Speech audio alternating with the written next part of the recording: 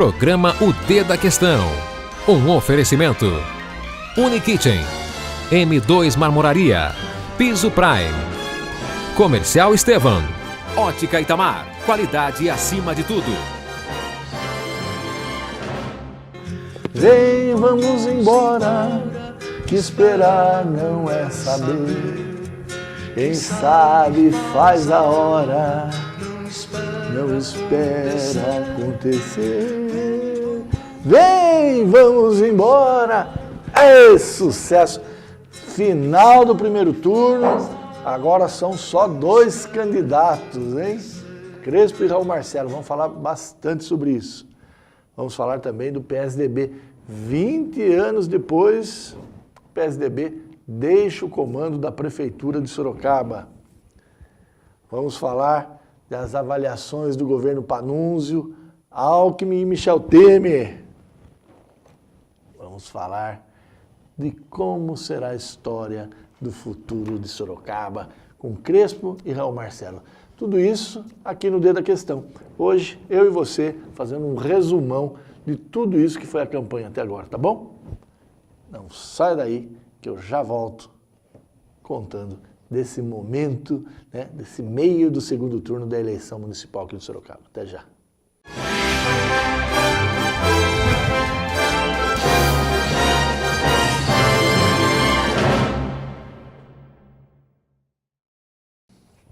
Estamos de volta com o D da Questão. Hoje, aquele bate-papo meu e seu, fazer um resumão aí, vamos avaliar, vamos discutir junto como é que foi todo esse processo de 45 dias aí de campanha eleitoral.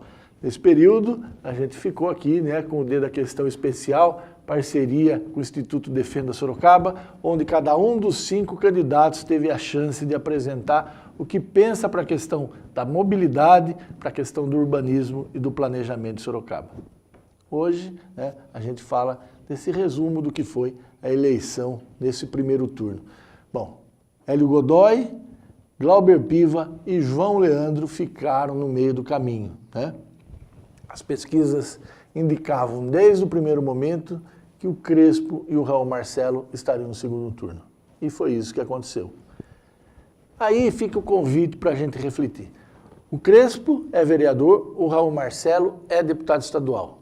O Hélio era vereador, é vereador, João Leandro era secretário do prefeito Panunzio e o Glauber Piva, né, ele que teve no passado um cargo no governo federal, hoje vive aí fazendo consultorias.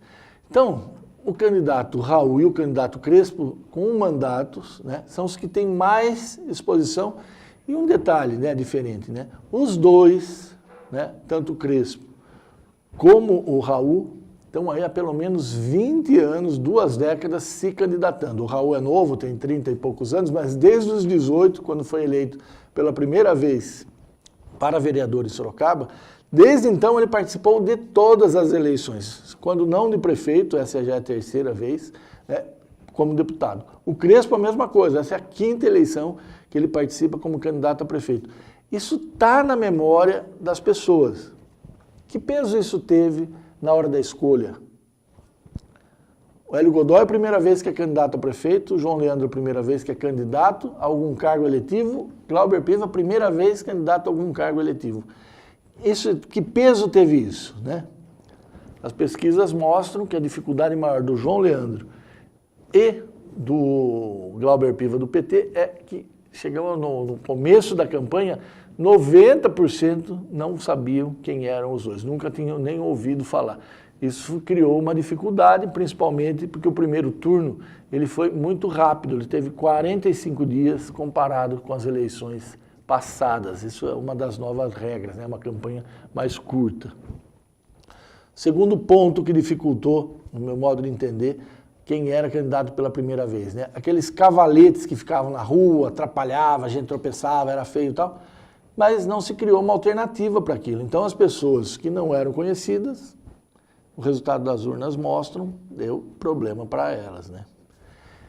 E a gente tem aí, né, nesse ponto maior, o papel da internet na eleição, em particular do Raul. Que peso você acha que teve? Né? Ele, com 18 segundos na televisão, olha só, 18 segundos. Crespo, 4 minutos e pouco. Por que isso? Né? Porque a legislação diz que quem tem, né, maior número de deputados federais coligados, né, nos partidos coligados ao candidato, tem mais tempo de televisão. Essa é a regra. Tem deputado federal, que Crespo tem 13 partidos em torno dele. Aumenta o tempo dele. O Raul Marcelo, candidato sozinho pelo PSOL, apenas 6 deputados federais, teve 18 segundos do tempo. Então, quer dizer, como que o Raul se sustenta? Primeiro, essa questão que a gente falou, de ser conhecido. Segundo, o Raul investiu muito em rede social, particularmente no Facebook, onde ele estabeleceu uma espécie de diálogo, né, com os seus eleitores. Vai lá, um bate-papo, muita gente na internet vai e participa, perfil muito jovem, né, pessoas familiarizadas com esse instrumento, com essa ferramenta que é a internet, particularmente o Facebook. Muita gente também com o WhatsApp, hoje uma ferramenta importante que se mostra para consolidar aí, né, um candidato que tem uma história, quer dizer, ele não inventou nesses 45 dias esse diálogo, ele tem uma história ligada aí a redes sociais. E o Crespo, né, com todo esse tempo de TV e de rádio, nos comerciais, né, tá lá ouvindo rádio, entra lá a propaganda do Crespo, né, tá assistindo um jogo, vendo um programa na televisão, entra lá a propaganda, porque ele apareceu muito mais vezes, né? Então, esses dois ingredientes tiveram um peso fundamental no modo, né, de eu entender, no convencimento das pessoas que fizeram dos dois os grandes vitoriosos desse primeiro turno. Crespo, 44% dos votos válidos, Raul Marcelo, 24% dos votos válidos. E o papel do Renato, né, Renato Amari? Sem dúvida nenhuma, um dos mais importantes na campanha do Crespo, né? Lembrando que ele era o grande favorito, pesquisas davam 60% de intenções de voto para ele, né? Indicação de clara vitória no primeiro turno, e ele, ao retirar a candidatura, abraça o Crespo e fala, olha, esse é o cara para ser prefeito, né? Eu não podendo, queria que ele fosse, porque ele está, né, de todos os concorrentes, o que é o mais preparado. Esse foi o discurso do Renato, e um discurso que pegou, né, que eles estão juntos, que não vão brigar. Então isso teve um peso e está tendo um peso nessa eleição. Resta saber como será depois de eleito, né? Hoje, nesse segundo turno, a gente vai falar um pouquinho disso, claramente, né, ficando definido qual que vai ser o papel, qual que vai ser, né, o compromisso do Renato junto com o Crespo, caso o Crespo seja escolhido por você. E o Raul, né, com propostas muito inovadoras do ponto de vista da história de Sorocaba, começa também a conquistar a confiança, né, de que ele pode sim resolver os problemas. Então esse é o resumão desse primeiro turno, o que levou, né, o Raul e o que levou o Crespo a esse segundo turno. A pergunta que fica é, o que faltou para o Glauber Piva, o que faltou para o João Leandro e o que faltou para o Hélio Godoy?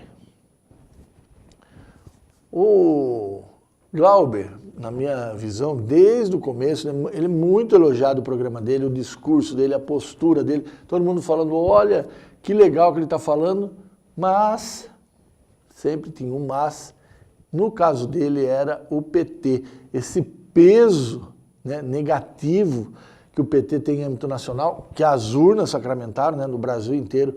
Eu acho que o PT tinha 600 e poucas prefeituras, ficou aí com menos de 200. Né? O PT, de partido grande, virou um partido médio nesse primeiro turno das eleições em todo o Brasil. E isso foi o maior peso que o Glauber teve. Não foi a postura dele, não foram as propostas dele, isso me pareceu que as pessoas entenderam e gostaram. Mas quando viram que ele era o 13, era do PT, isso criou aquele susto. O Hélio Godoy, olha, foi muito bem desde o começo, cresceu, mas eu entendi que no final, na reta final, né, ele na entrevista no Jornal da Ipanema, estava numa pilha, muito estressado, e no debate da TV Tem, né, na quinta-feira anterior ao domingo, ele estava lá num nível de estresse que transpareceu, né? Pesquisa Ibope dava ele em terceiro, próximo até do Raul, e no final ele ficou em quarto, atrás do João Leandro, e muito distante do Raul. Quer dizer, o Ibope errou? Sim, errou, né? Tá lá, os números mostram isso.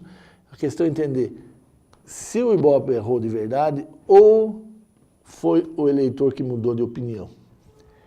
E nesse caso do Hélio, eu acho que esse nível de estresse dele, primeiro na rádio, né, depois no cotidiano e depois nesse último debate, fez com que as pessoas tivessem uma certa dúvida se deveria ir com ele ou não, e acabou mudando. Essa é a minha avaliação, né? Eu acho que ele foi muito bem até o final, mas naquela reta, aquele estresse dele deixou essa questão bastante, assim, na dúvida. E aí o eleitor acabou não fazendo a opção por ele, pelo menos aqueles que indicavam que ele estaria lá em terceiro, próximo de seu segundo.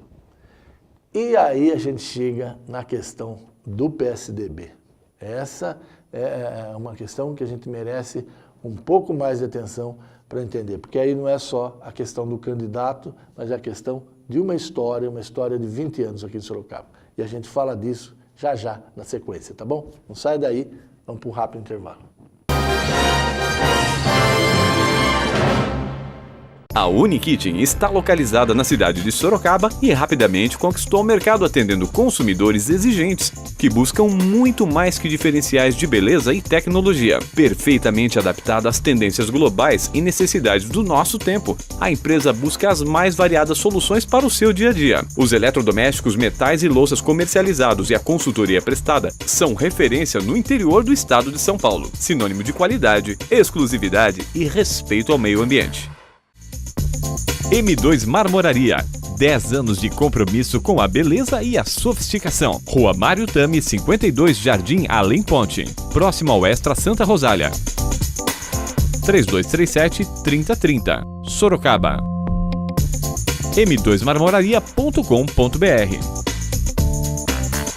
A Ótica Itamar desenvolve a ótica moderna e atual, porém com o conceito de um óptico que nada mais é que completar o trabalho de um médico oftalmologista, cuidando da visão dos nossos clientes e agora em parceria com a Zeiss. A Ótica dispõe de um equipamento alemão que realiza a tomada de medida e simulação de lentes personalizadas.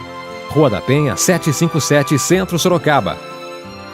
Telefone 15 3231 8711. Ótica Itamar. 33 anos de tradição.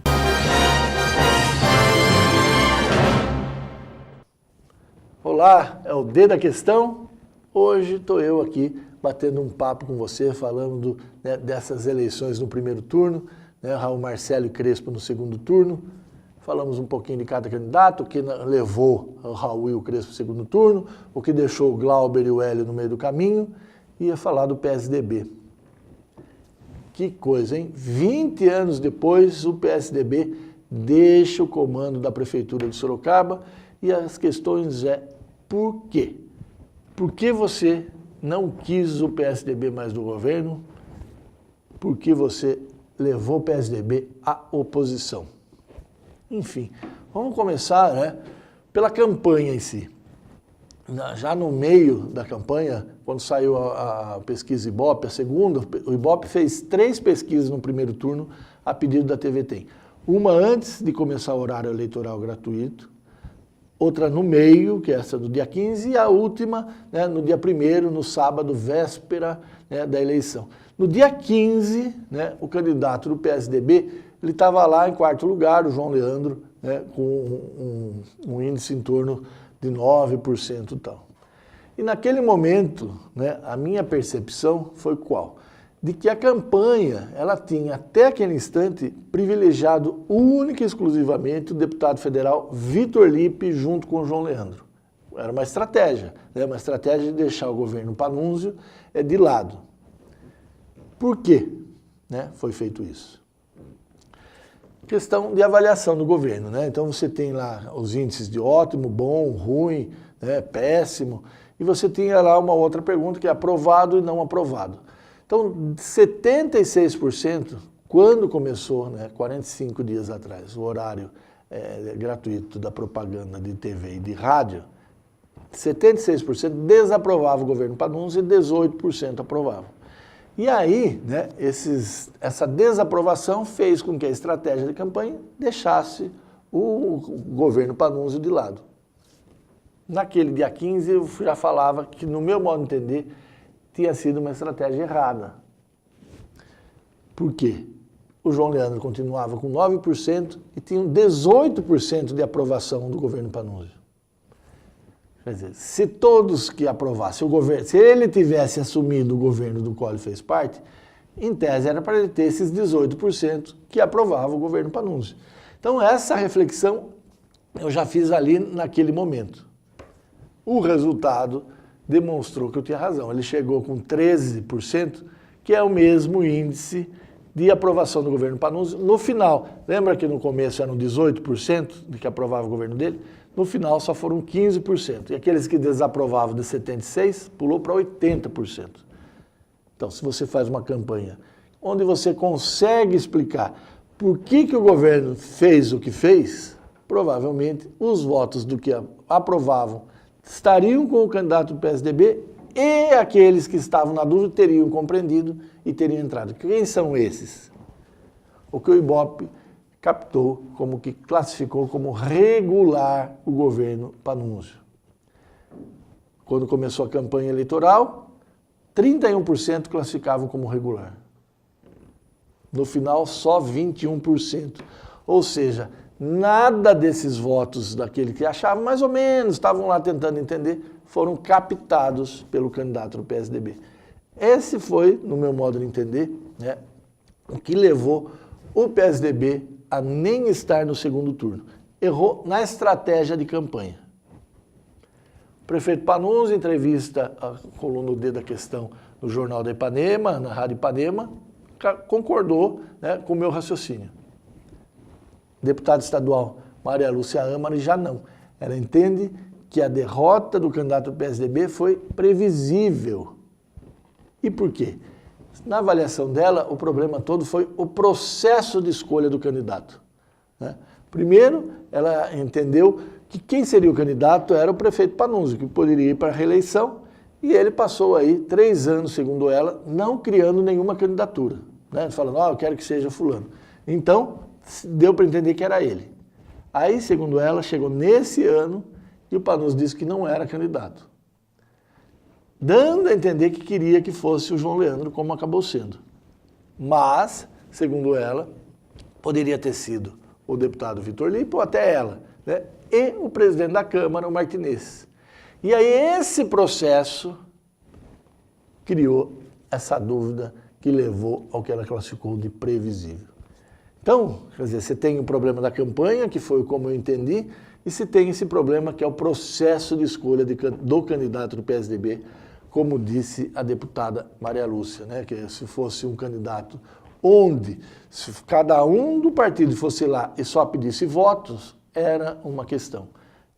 Onde o candidato tinha que primeiro se apresentar para depois se pedir o voto, segundo ela, foi o que criou essa confusão. O João não foi uma candidatura construída. Ela fez muitos elogios ao João Leandro, né, uma pessoa batalhadora, que lutou até o fim, né, que vestiu a camisa, que não fugiu de nada, mas, né, que tinha esse peso da rejeição do eleitorado em função de não ser conhecida.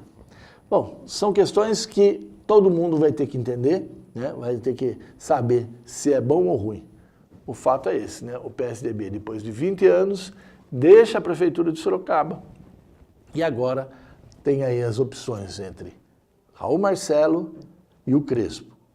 O PSDB, na avaliação da deputada, deve ficar neutro, né, no sentido de liberar quem quiser ou apoiar o Crespo ou apoiar o Raul Marcelo.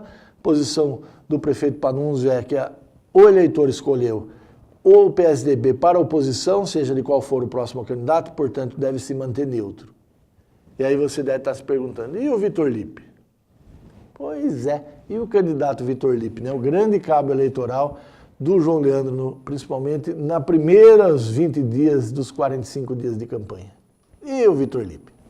O Vitor Lippe, ele marcou entrevista, mas no dia que era para ver, apareceu um imprevisto, e aí ele não deu entrevista, depois ele não deu entrevista, e até agora o Vitor Lippe não deu entrevista, ao contrário do Pannunzio, da Maria Lúcia, que já aí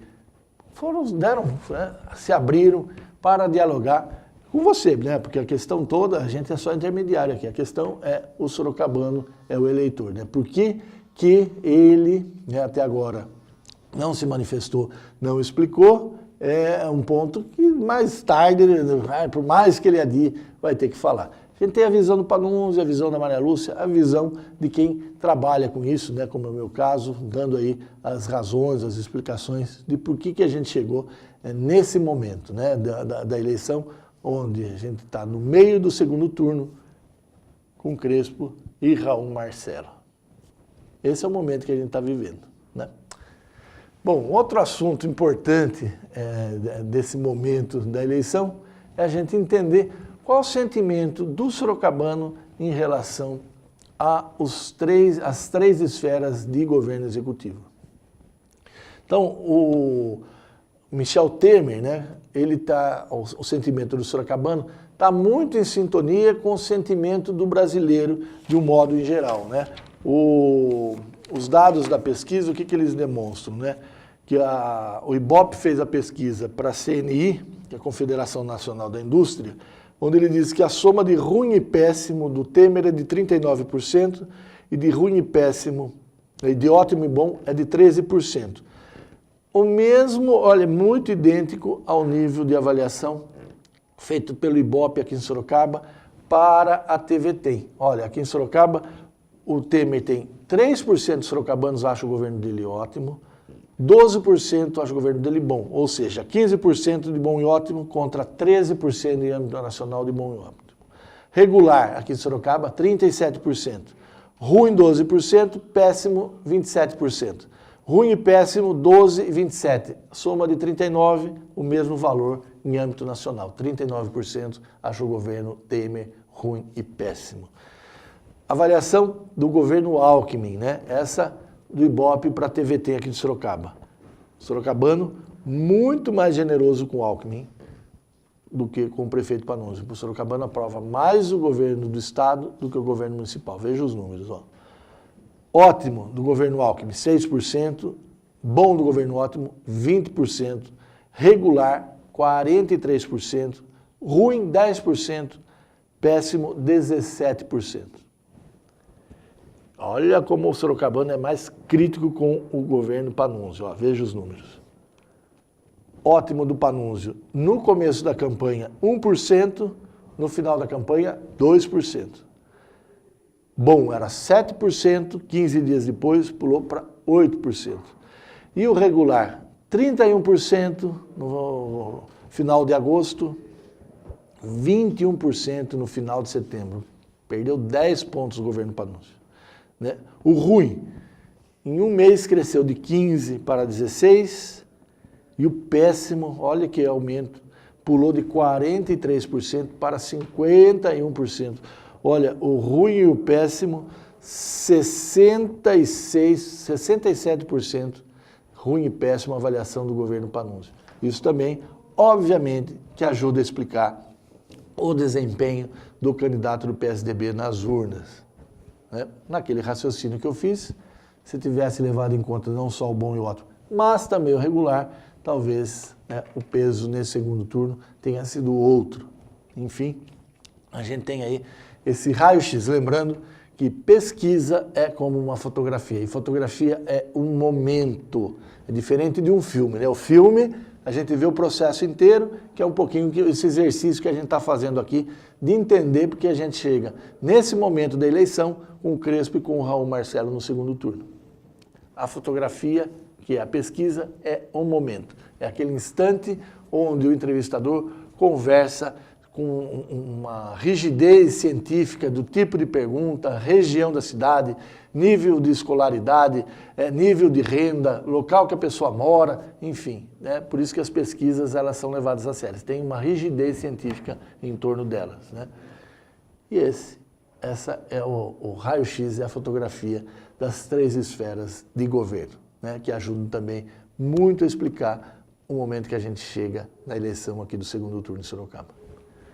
A gente volta semana que vem e aí eu vou contar um pouquinho mais, né, desse desenvolvimento, né? Vamos aí nos centrar mais no que o Crespo e no que o Raul estão falando para conquistar o seu voto. Mas isso a gente conversa na última semana antes da eleição, tá bom? Não sai daí, vou para um rápido café e na volta, né, eu me despeço de você. Até já.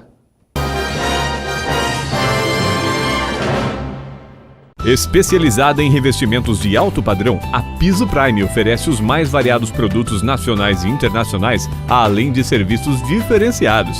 Através de um atendimento personalizado, o cliente encontrará as melhores opções e as últimas tendências e novidades para os mais diversos projetos. Cerâmicas e porcelanatos nacionais importados, pastilhas em vidro, cerâmica e aço inox, mosaicos em mármore, coco, madeira, pedras naturais e vidro, ladrilho hidráulico, pisos e revestimentos cimentícios e atérmicos para piscinas. Cubas especiais, cerâmica natural e decorada, revestimentos exclusivos. Procurando móveis para escritório? A Comercial Estevam tem as melhores marcas e muitas opções. Faça uma visita e conheça a mais completa loja de mobiliário corporativo em Sorocaba. Consultores à sua disposição. Acesse o nosso site comercialestevam.com.br ou solicite uma visita. Avenida Doutor Afonso Vergueiro, número 2131. Telefone 3418 9011. Comercial Estevam, mobiliário corporativo, grandes marcas e os melhores preços.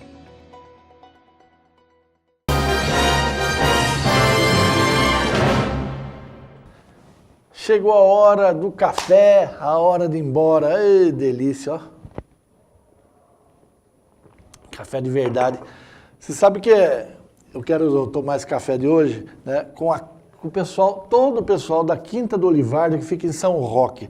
Você sabe que dia 15 de agosto eles vão reviver uma das principais e mais inusitadas e mais legais tradições, né, portuguesas, que é chamada Desenterro do Vinho. Olha só, né, os portugueses, né, sempre com essas histórias bem bacanas que dizem muito respeito a nós, né? E lá na Quinta do Olivardo, em São Roque, né, o que eles vão fazer? Tem um evento para reviver uma tradição portuguesa ocorrida, né, no século XIX, 1807, né, quando os franceses invadem, né, os Trás-os-Montes em Portugal, e aí eles protegeram os vinhos, eles enterraram a produção de vinhos deles, né? E aí resolve o problema, os franceses vão embora, os portugueses vão levando a vida normal, desenterram os vinhos e aí uma surpresa. Uns vinhos muito mais saborosos, né? Eles ficaram lá enterrados sem luz, com a umidade da terra, e isso criou um tipo de vinho específico. E aqui em São Roque, né, na Quinta, né, a Quinta do Olivardo, que por 3 anos seguidos premiada, né, pela TripAdvisor, um dos melhores restaurantes portugueses de todo o estado de São Paulo, e eles revivem essa tradição, é aberta para quem quiser participar. Se você quer saber lá onde é a Quinta do Olivardo de São Roque, só entrar na internet, é fácil. Então, esse café de hoje, com o pessoal da Quinta do Olivardo, lá de São Roque, com a minha querida amiga Thaís da Silveira. Olha, tive o privilégio de trabalhar com ela no Bom Dia durante muito tempo, uma super competente jornalista, profissional extremo, olha, querida, e ela trabalha na assessoria da Quinta do Olivardo. Então, com a assessoria da Thaís, o pessoal da Quinta do Olivardo, esse café do Dedo da Questão de hoje. Delícia. Lembrando que a gente falou bastante de eleições do primeiro turno e de segundo turno aqui em Sorocaba. Eu volto semana que vem contando um pouco mais dessa história, tá bom? Tchau. Uma alegria sempre participar com vocês. Tchau. Você assistiu o Dedo da Questão, um oferecimento Unikitchen, M2 Marmoraria, Piso Prime, Comercial Estevam, Ótica Itamar, qualidade acima de tudo.